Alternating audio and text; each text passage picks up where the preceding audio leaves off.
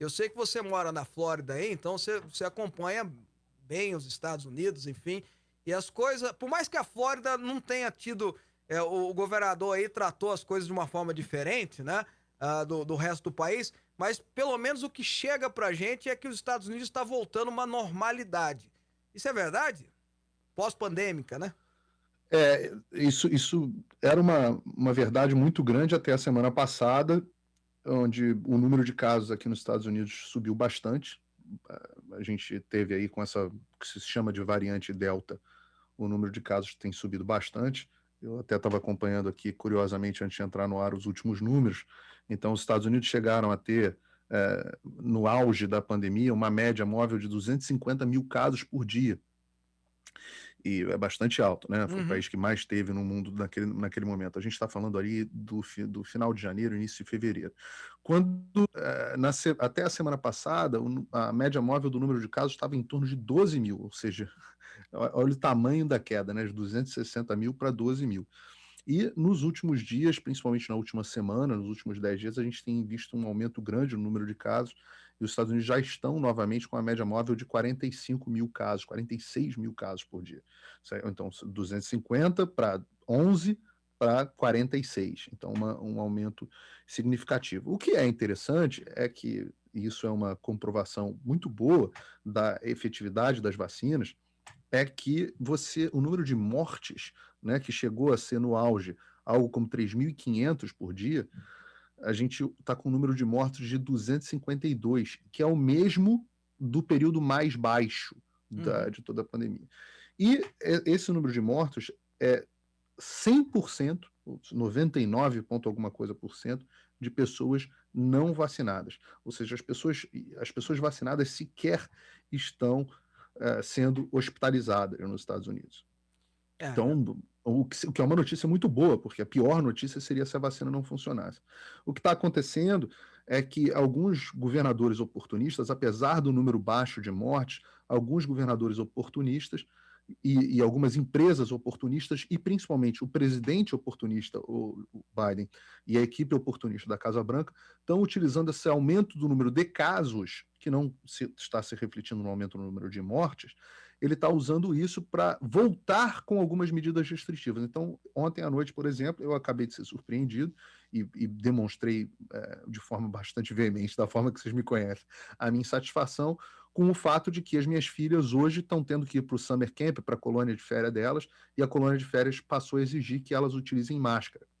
Isso vem de uma recomendação da Sociedade dos Pediatras Americanos, que é uma instituição absolutamente tomada pela esquerda liberal, e, obviamente, em cima disso, vem o Dr. Antoni Fauci, o picareta do Dr. Antoni Fauci, que é o número um aqui, o epidemiologista número um da Casa Branca, para dizer que é isso mesmo, tem que botar máscara nas pobres das crianças, apesar de crianças é, pegarem muito pouco vírus, e quando pegam o vírus, tem um número baixíssimo de óbitos ou de complicações, porque esse vírus é absolutamente inócuo nas crianças. Ele é menos nocivo do que um vírus da gripe, mas ainda assim os Ô, oportunistas estão utilizando o vírus de novo para avançar as suas políticas de controle social, que é para isso que o coronavírus foi utilizado. ô, Paulo, mas aí nos Estados Unidos a gente tem uma diferença grande, que aí quem decide mesmo, quem toma as decisões mesmo, são os estados. Aqui no Brasil não deveria ser assim, mas o STF tomou essa decisão, né? Aqui quem manda é o STF, então ele tomou a decisão, acabou, se esquece o que está na Constituição. Mas nos Estados Unidos quem no final das contas toma uma decisão é os governadores. E, por exemplo, você tem o caso aí da Flórida e do Texas, né? Pegar esses dois estados aí, que tomaram, que foram na contramão, né?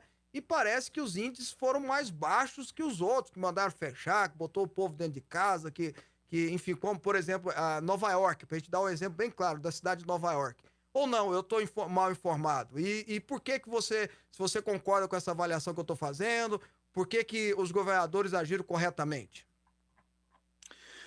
É, tua avaliação está correta do ponto de vista legal. A maioria das decisões são tomadas pelos governadores. Muitas decisões são tomadas no nível da cidade e dos condados, muitas decisões. Agora, acima de tudo, a decisão final de muitas das coisas é das empresas. Então, os estabelecimentos podem decidir se eles vão, por exemplo, cobrar o uso de máscara ou não. É uma decisão, por exemplo, do estabelecimento. Então, esse lugar onde as minhas filhas estão fazendo uma colônia de férias, que é até eu mandei um e-mail bastante descontente, porque é uma instituição cristã, e me dói tremendamente quando eu vejo instituições cristãs se dobrando a esse tipo de coisa. E eles têm legalmente o direito de cobrar que as minhas filhas utilizem máscara lá. Então, a decisão aqui ela é muito compartimentalizada, ela é muito separada. Então, você tem os estabelecimentos que podem tomar suas próprias decisões, as cidades, os condados, os governos dos estados e, claro, também o governo federal tem alguma responsabilidade. Então, cada um tem o seu papel, cada um tem os seus direitos. O governador da Flórida, o governador Ron DeSantis, ele tomou realmente uma decisão muito diferente, não estabeleceu lockdowns, estabeleceu um período curto de lockdown ali no período de abril e um pedaço de maio, ao contrário da Califórnia, que entrou no lockdown muito mais severo desde abril até abril do ano seguinte, né, até abril desse ano, passou um ano na Califórnia ou um ano em Nova York versus um mês na Flórida e pouco mais de 2 meses e meio, 3 meses no Texas. Apesar disso, neste período, esses estados tiveram um número de casos, um número de mortes muito abaixo dos estados que implementaram lockdowns. Nesse momento agora, a Flórida teve um aumento de número de casos maior do que os outros estados, agora nessa nova onda, chamar assim, dessa variante Delta, mas o número de mortes continua ali muito baixo. Ontem a Flórida, que foi o número mais alto dos últimos dias, mas também não muito mais alto do que há 2 semanas atrás, a Flórida teve uma média móvel de 38 óbitos. Então, 38 óbitos num estado de 20 e poucos milhões de pessoas, é claro, ninguém quer que as pessoas morram, toda perda de vida, é sempre bom lembrar isso, toda perda de vida é uma tragédia, só que um estado com 20 e poucos milhões de pessoas sempre tem muitos óbitos por várias razões, tem óbitos por gripe, tem óbitos por problemas do coração, tem óbitos de toda a natureza. Não é o suficiente para 38 óbitos, por mais que sejam dolorosos, não são suficientes para você justificar o fechamento de um estado de 21 milhões de habitantes, que tem, apesar de ter 21 milhões de habitantes, tem o equivalente à metade do PIB do Brasil.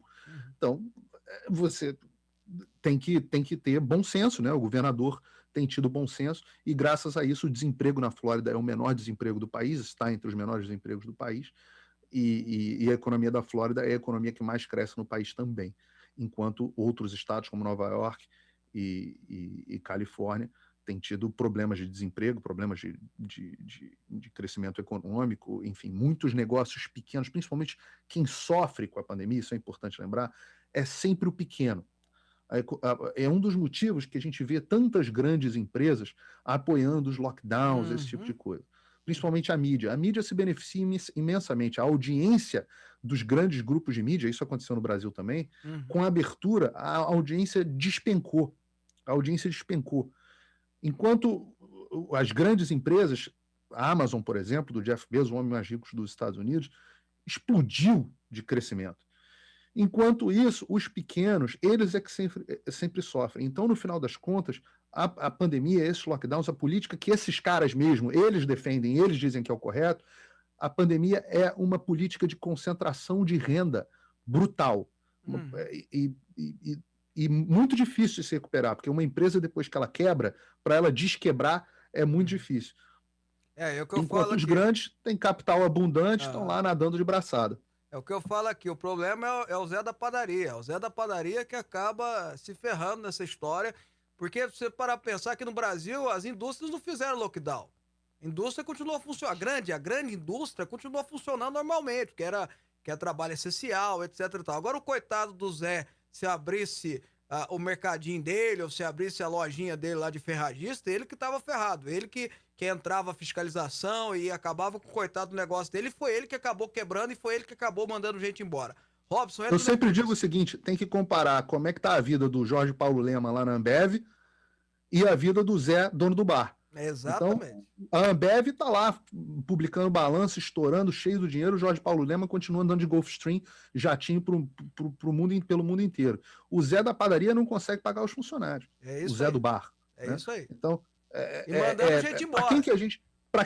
em quem que a gente está pensando? Nos grandes ou nos pequenos?